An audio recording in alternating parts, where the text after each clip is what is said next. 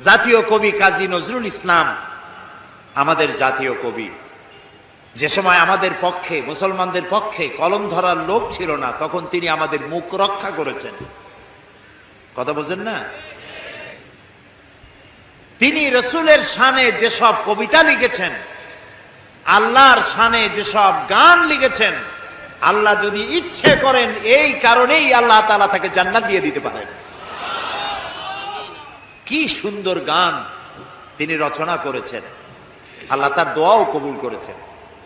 তিনি প্রার্থনার একটি গান বানিয়েছিলেন নিজের জন্য, মসজিদেরই পাশে আমার কবর দিও ভাই, যেন সকাল সন্ধে মুয়াজ্জিনের আজান শুনতে পাই।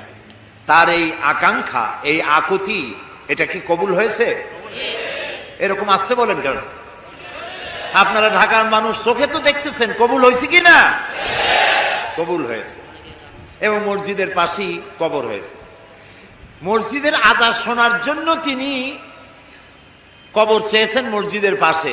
আবার এমন কবিরও জন্ম হয়েছে বাংলাদেশের, দুর্ভাগ্যক্রমে এদেশে, যে লোক আজানের মধ্যে বেশ্যার আওয়াজ শোনে। এমন কপাল পোড়া কবির জন্মও এখানে হয়েছে, ঠিক না? এখন কাজী নজরুল ইসলাম বিশাল প্রতিভা, বিশাল প্রতিভা। আর প্রতিভা যার হয় ছোটবেলা থেকেই বোঝা যায়। তিনি একবার স্কুলে যাচ্ছিলেন, বাসে ঝুলিয়া, নাম ছিল দুখু মিয়া। স্কুলে যাচ্ছেন, বাসে চড়ে যাচ্ছেন, এক বুড়া মানুষ তার পাশে দাঁড়ানো, দাড়ি পাকা। প্রতিভা যার হয় ছোটবেলা থেকেই বোঝা যায়। তিনি একবার স্কুলে যাচ্ছিলেন, বাসে ঝুলিয়া, নাম ছিল দুখু মিয়া। স্কুলে যাচ্ছেন, বাসে চড়ে যাচ্ছেন, এক বুড়া মানুষ তার পাশে দাঁড়ানো, দাড়ি পাকা।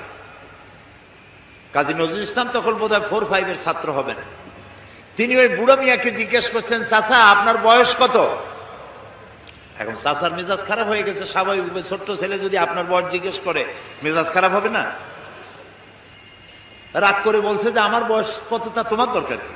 কয় না চাচা, একটু জানতে চাচ্ছি আপনার বয়স কত। তো বেচারা বলেছে আমার বয়স 60 বছর তো পার হয়ে গেছে।